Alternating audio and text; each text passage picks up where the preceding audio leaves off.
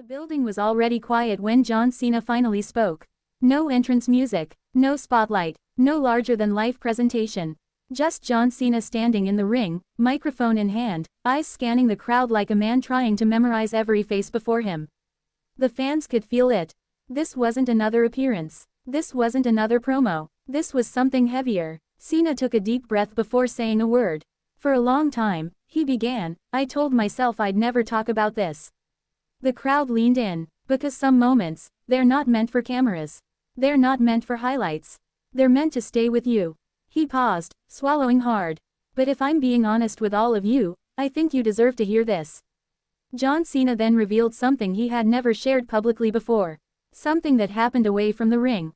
Away from the fans. Away from the noise. The night The Undertaker wrestled his final match.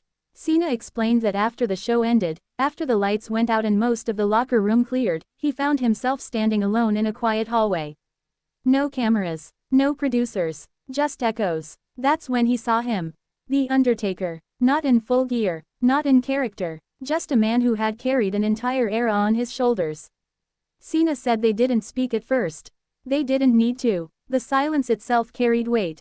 2 generations standing face to face, both understanding exactly what that night meant. Then The Undertaker broke the silence. He looked at Cena and said, "This part is harder than any match you'll ever have." The crowd went silent. Cena admitted those words hit him harder than any punch he'd taken in the ring. Undertaker didn't talk about wins. He didn't talk about streaks. He didn't talk about legacy. He talked about letting go. Cena revealed that Undertaker told him something he never expected.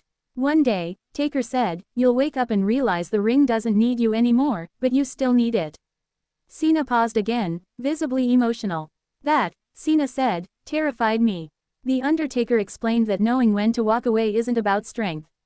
It's about honesty, about recognizing when the version of yourself the fans fell in love with no longer exists the way it used to. Cena admitted that in that moment, he wanted to argue. He wanted to reject it. Because John Cena built his entire career on never giving up. But Undertaker wasn't finished. He placed a hand on Cena's shoulder and said, "Your job isn't to stay forever. Your job is to make them feel something, and then trust them to remember you." The arena was dead silent. Cena told the crowd that for years, he thought being a legend meant never leaving. But standing there with The Undertaker, he realized something different. Legends don't disappear. They choose their final memory. Cena revealed that before they parted, Undertaker gave him one last piece of advice.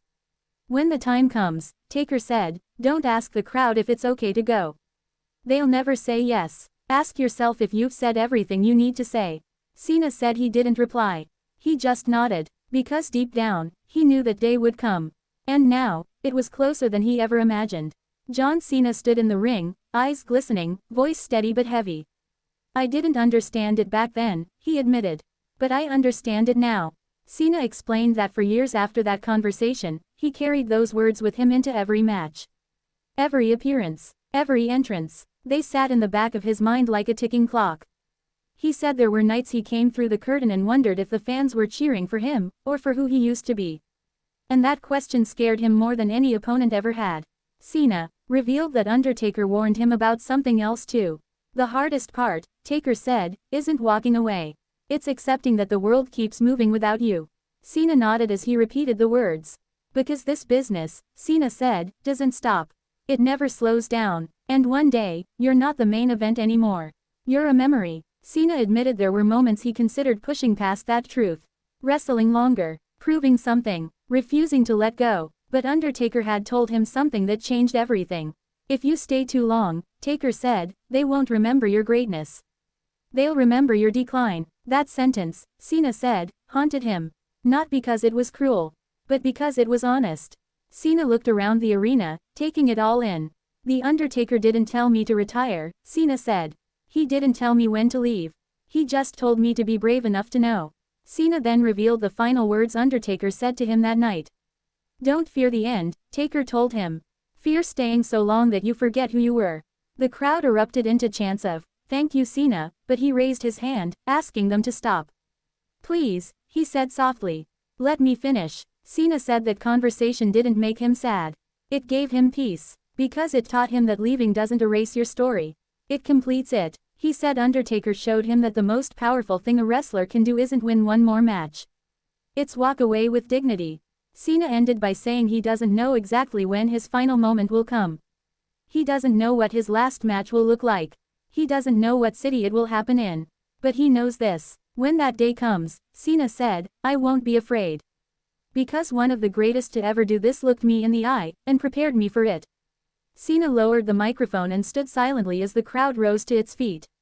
Not cheering, not screaming, just standing, honoring a man who was still there, but who had finally shared what it means to say goodbye. And somewhere, in the quiet between the applause, the words of The Undertaker echoed once more. Know who you are, know when it's time, and leave them remembering your best.